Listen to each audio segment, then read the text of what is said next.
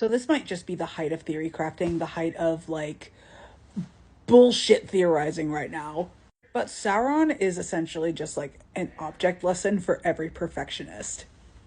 So I think the thing to remember about Sauron is that he wasn't always evil. He was just a regular Maya like Gandalf or Melian or whatever. And he was corrupted to Melkor's cause. Like he was brought over to the dark side. He started out as a Maya called Mayron? I'm so sorry. I'm butchering these names.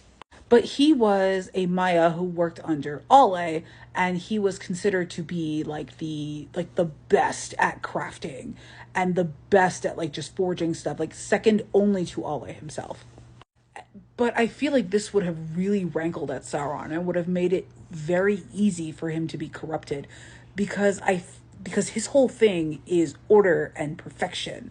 Like Sauron isn't a bad guy because he's evil, or he's a bad guy because he's so lawful, like he looped around to evil. And I think being second best, even second best to like the embodiment of crafting and smithing and all of that, it would have really rankled at him, and it would have really sat in his heart that he wasn't the best, that he wasn't perfect. And it's that striving for perfection that really leads Sauron to make like some really dumb mistakes. Like the whole thing, like this is Rings of Power, I'm aware of this, like this isn't like exactly in the Silmarillion or like in the books themselves. But that scene where Celebrimbor is able to just stare at this mouse for like a couple hours and realize that he's being tricked because Sauron needed his illusion to be so perfect that the mouse was on a loop. And it's that issue that he has with order and perfection, I think, that leads him to put people in boxes. Like, and he thinks that everybody is as power hungry and strives for perfection as much as he is and as much as he does. And a mind like that just can't comprehend Sam. Like Sam is just, he's just a guy. He just wants like his garden and for his Mr. Frodo and for everybody to be, and for everybody that he cares about to be safe. Like that is the extent of his world. Ambition doesn't really have a whole, like yes, Sam has dreams, but I think having dreams and having ambitions are two different things. I don't think that Sam is motivated at all in the same way as Sauron. And it is precisely that leads Sauron to say something stupid like, you want to be the best gardener in the world, herder?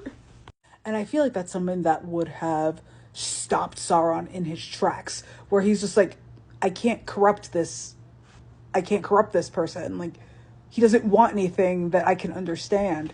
And after millennia of playing mind tricks on people like Celebrimbor, in the case of Rings of Power, people like Galadriel, like, for him to be bested by like this one dude who just like, he just wants a normal sized garden and to get back home and marry the girl he left behind. Like he can't do anything with that. Oh my God, you know what that scene reminds me of? This might be a really obscure reference for some people, but for me, this was formative. Like, watch Red versus Blue. It actually ended this year, so watch Red versus Blue. You will not regret it. But there's a scene in Red versus Blue where all the characters are like being tested by like this alien AI thing. Like spoilers, I don't want to get too far into it. But this one blue guy, like he is ridiculously dumb. Not that Sam is stupid. And Caboose isn't stupid either. This is Caboose, by the way. He's not stupid. Like he says some very wise and very profound things. But his brain just is not compatible with the thing that is testing them. So like the thing that's testing him is just kind of like, I don't know how to test you. Like, I don't know what's going on here. I've made the gravity get really heavy and you seem fine. I guess you're the guy. And it is precisely that about Sam, that Sauron literally cannot comprehend Sam's brain, that leads to Sauron's downfall.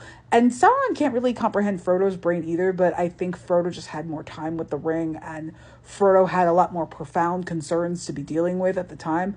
But Sauron was really brought down by the fact that he can't see beyond his own worldview.